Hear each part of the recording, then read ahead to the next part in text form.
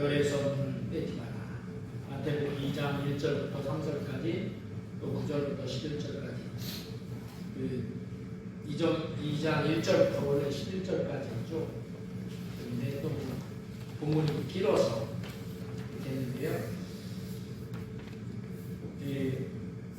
이 말씀 중에는 메시아이신 예수님이 이 세상에 아기 예수로 오신 크리스마스 때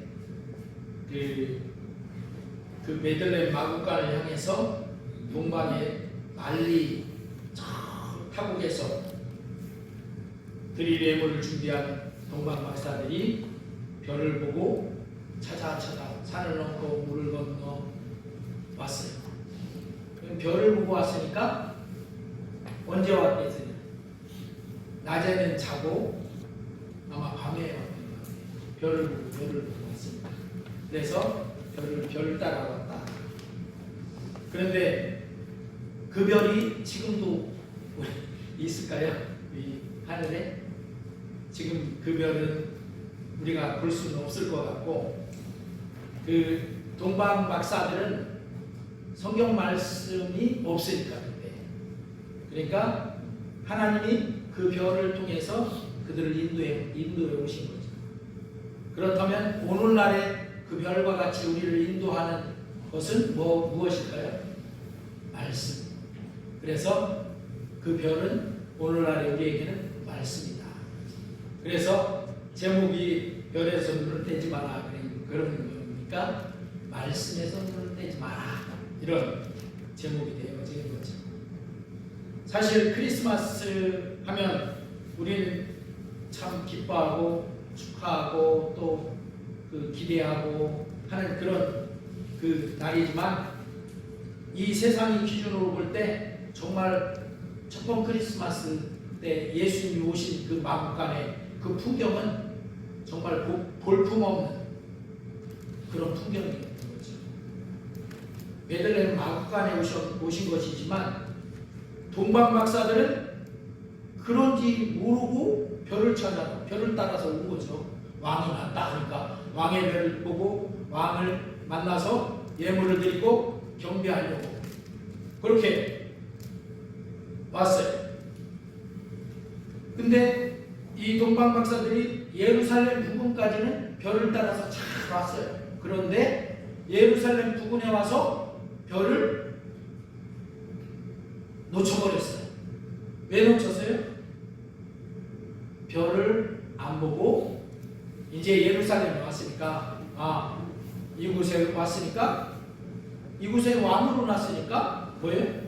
왕궁에 가면 알겠구나, 이렇게 자기 생각, 자기 추측으로 생각하고 별을 계속 따라가야 되는데 별은 제쳐두고, 그리고 그 인간적인 생각으로 왕궁에 들어가서 물어본 거죠.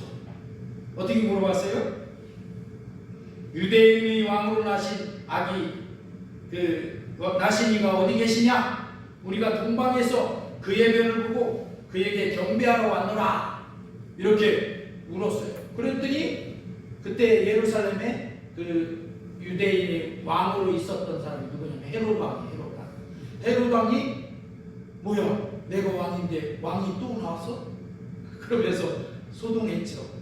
온 예루살렘이 소동했다, 이렇게 말씀은 표현하고 있습니다. 이런 동방 박사들이 물으면 온 예루살렘과 당시 헤롯 왕과 모든 유력자들을 소동케 하고 시끌벅적하게 뒤집어 놓았습니다. 왜냐하면 당시 헤롯 왕이 건재하게 있었고, 또 헤롯 왕에게 아들이 태어난 것도 아니에요. 만약에 헤롯 왕에게 아들이 태어났다면 우리 아들이 그런가 하고 했을지도 모르겠어요. 근데 그것도 아니고, 그런데 왕이 났다고 하니까 이렇게 동방 박사들을 인도했던 별의 인도는 그들을 헤롯 궁으로 인도하려고 했던 게 아니었는데, 동방 박사들은 그 별의 인도를 잘 따라오다가 거의 다 왔죠. 이제 예루살렘에 왔으니까 거의 다 온 시점에서 어떻게 했어요? 별의 인도는 제쳐두고 그냥 사람의 생각과 추측을 바라보는 것이 이런 소동을 일으키게 된 원인이 된 것입니다. 하나님께서 메시아를 아기 예수님으로 보내주신 것은 이제까지 사람들이 그런 어떤 관례나 전통, 생각을 따라서 하신 것이 아니라 완전히 파격적인 것이었잖아요. 왜냐하면 하나님이, 신이 사람의 몸을 입고 이 땅에 오신 것입니다. 그리고 그 어떤 그 왕가에서 태어난 것도 아니고 귀족의 그런 자제로 태어난 것도 아니고 왕이시지만 가장 낮은, 그리고 낮고 천한 그 마국간에, 그리고 왕족이나 귀족인 가문애가 아니고 평범하고 보통 사람인 서민이 마리아와 요셉 그 가문으로 태어났었습니다. 왕가나 귀족 가문 또는 궁궐을 아무리 뒤져도 찾을 수 없고 만날 수가 없는 것이죠. 동방 박사들은 왕으로 태어났으니까 당연히 왕과 관련이 있겠다. 예루살렘에 가면 모든 사람들이 알 것이다. 이런 생각을 했던 것이죠. 그런데 그게 아니었어요. 그래서 헤롯 왕이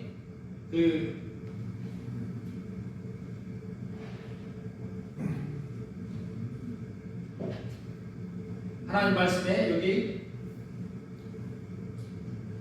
마태복음 2장 4절부터 8절에 우리가 안 읽은 그 말씀에 한번 같이 읽어보겠습니다. 시작. 왕이 모든 대제사장들과 백성의 서기관들을 모아 그리스도가 어디서 나겠느냐 물으니 이르되 유대 베들레헴이오니 이는 선지자가 이르되 기록된 바 또 유대 땅 베들레헴아 너는 유대 고을 중에서 가장 작지 아니하더라.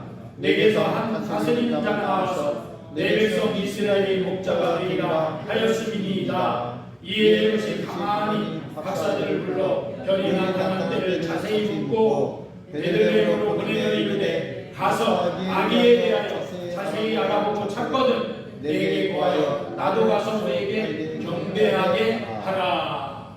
이렇게 말했죠.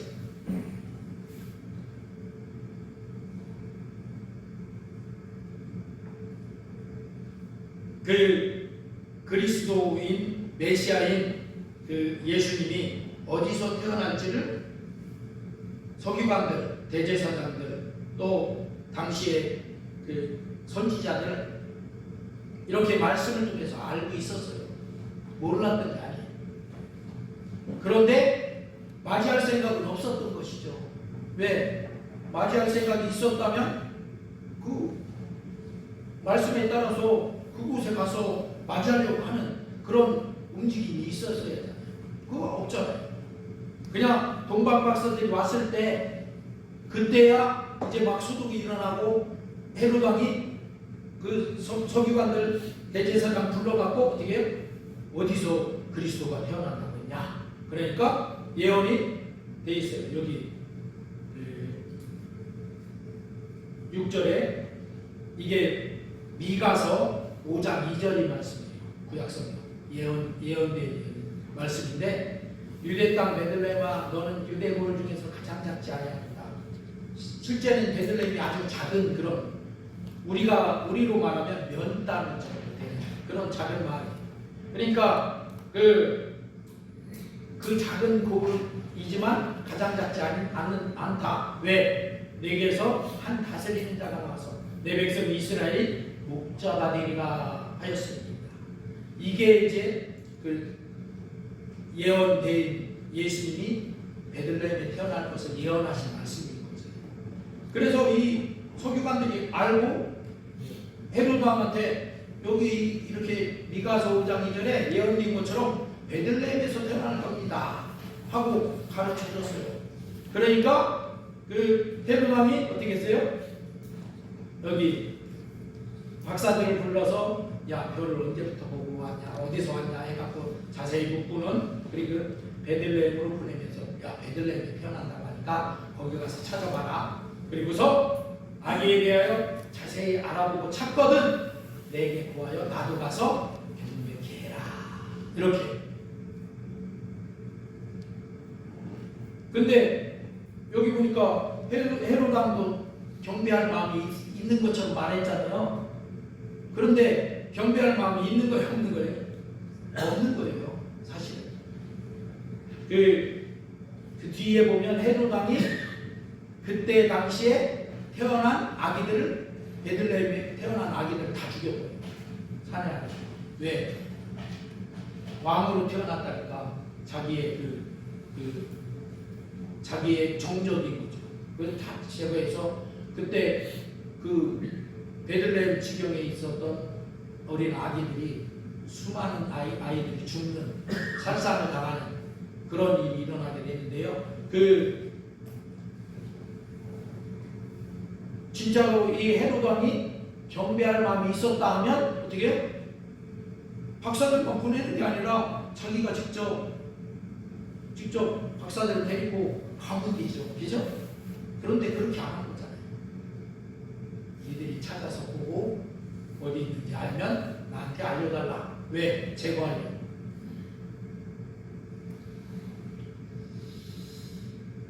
박사들은 이 헤롯 왕의 말을 듣고서 우리가 별의 인도를 따라서 왔었는데 그 별의 인도를 제쳐두고 왕궁에 들어와서 물어본 게 잘못되었다는 것을 알게 됐죠. 알게 된 거죠. 그래서 그곳에서 나와서 이제 그 박사들이 아기 예수 놓은 그 곳으로 별을 다시 발견하게 되는 거예요. 찾게 되는 거죠.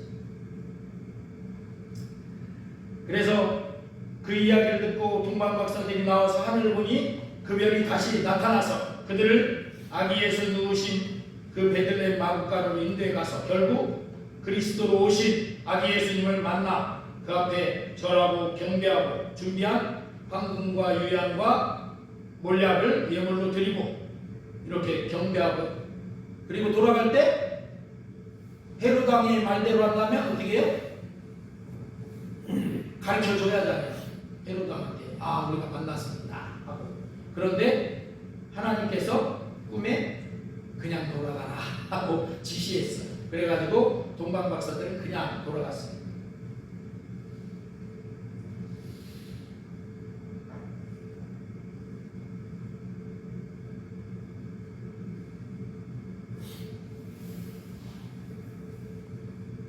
여기에 보면 우리 여기 10절에 보면 그들이 별을 보고 매우 크게 기뻐하고 기뻐하다가 다시 이제 별을 찾아왔어요. 이것처럼 오늘날 우리도 그 별은 뭐라고요? 말씀을 따라서 이 땅에 오신 구주 예수님께로 나아가야 합니다.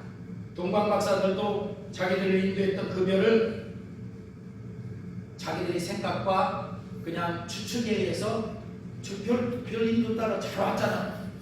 끝까지 인도함을 따라서 갔으면 됐는데 그게 아니고 거기서 놓쳐버린 게 뭐예요? 자기 생각이 딱 별을 제쳐두게 된 것이지. 그래서 오늘날 우리도 하나님 말씀을 따라서 우리 신앙생활 잘 하다가 어떤 내 생각과 내 추측에 의해서 말씀이 제쳐두면 동방 박사들처럼 이렇게 별의 인도를 잠깐 놓치게 되는 거죠. 그래서 오늘날 우리 신앙생활은 언제까지 말씀을 따라가야 되냐면 끝까지. 할렐루야. 그래서 오늘 제목이 눈을 떼지 말라는 것이 말씀에서 눈을 떼지 마시길 주의 이름으로 축원합니다. 우리 신앙생활은 여러 가지 경험들도 있고 그러니까 그걸 의지할 수도 있는데 그거는 이 동방 박사들처럼 별을 놓치는 그런 결과를 낳게 된다 하는 것입니다. 그런데 다행히 또 하나님께서는 그 별을 놓친 그 동방 박사들에게 오히려 확증을 시켜줬죠. 뭘 통해서? 예언의 말씀을 통해서 미가서 5장 2절에 나온 말씀을 통해서 베들레헴에 가면 그곳에 목자로 대신 메시아가 그리스도 메시아가 태어날 것이다. 이렇게. 그래서 그들이 다시 나왔을 때 이제 별을 다시 하늘을 바라보고 별을 찾았을 때 그 별이 다시 나타나서 그 별을 보고 기뻐하면서 그 별을 따라가서 결국 예수님을 만나고 예수님께 예물을 드리고 경배하고 그리고 자기의 집으로 다시 돌아가게 됩니다. 그런 모습을 보면서 우리 신앙생활도 마찬가지다 하는 것입니다. 별인 말씀을 그 말씀에서 우리 신앙생활에 눈길을 떼지 말고 내 생각과 추측을 들이대게 되면 길을 잃게 되고 마는 것인데 그리고 엉뚱한 소동이 일어나죠. 예루살렘과 헤롯 왕과 모든 사람들이 소동을 일으켰던 것처럼 그렇게 되고 마니까 우리가 다시 눈을 들어 그 별 말씀을 바라보면 그 주 예수님께로 인도하여 나아갈 수 있도록 우리를 인도해 주신다 하는 것입니다. 할렐루야.